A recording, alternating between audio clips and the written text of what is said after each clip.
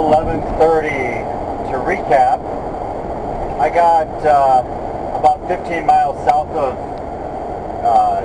Toledo, Perrysburg, and my oil light came on and it indicated high pressure warning.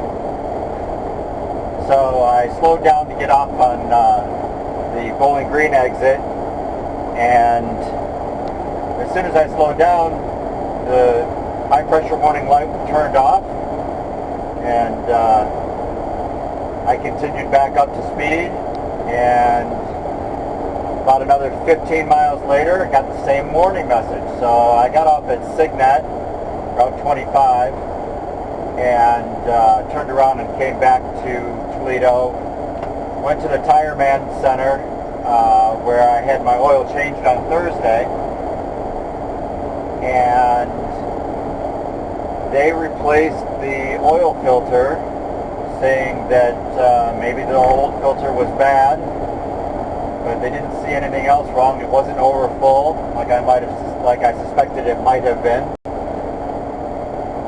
And I am back on I-75 headed southbound, and we'll see how it goes. If I have the problem again, I'm going to stop at the Tire Man location in Findlay, which I didn't know existed before, and see if they can fix it.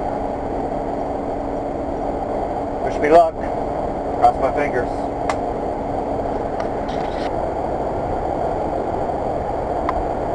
Alright, I am 166 miles into the trip, not including the little roundabout thing that I had to go back to Toledo, and I hit the rain.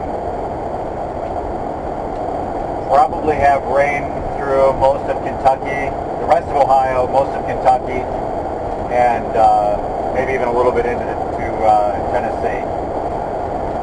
We'll see how that goes. I am so far behind schedule, I have no idea where I'm even going to stop tonight. Maybe I can find a free campsite through freecampsites.net. If not, then there's always a Walmart parking lot, or a hospital parking lot, or last resort, a rest stop on the side of the highway. From what I've heard, the rest stops are really hard to get a good night's sleep because they're so loud with trucks going in and out and people going in and out. So, anything exciting happens, I'll update you. Until then, see ya. Alright, this is kind of interesting. Waze took me a different way through Cincinnati because of construction. In 1 mile, keep right. And it seems that it's going to be going along the waterfront, riverfront. So yeah, there's the stadium on the left. Stadiums. Very cool. The TNS building is down here somewhere. Well, the TNS office is in one of these buildings down here somewhere.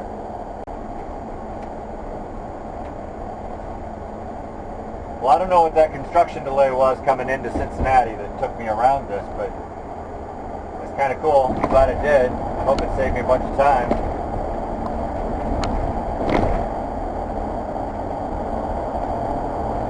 Still in the rain. Alright. I got passed by this pickup truck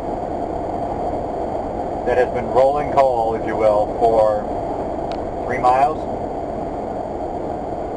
It gets a little better when we're going downhill, but anytime he's in the accelerator, this thing is spewing more black smoke than a damn locomotive.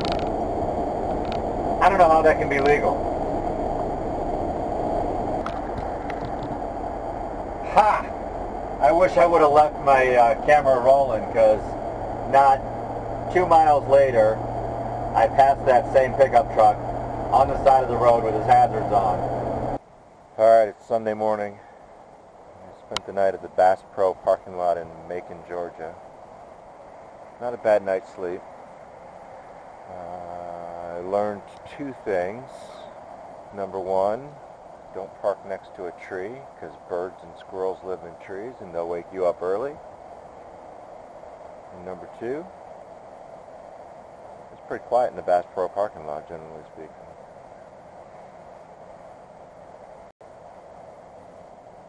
Not a bad option. Alright, today I'm going to finish up the drive. It's 7 o'clock. I think I told you that already. Anyway, 7 o'clock Sunday morning.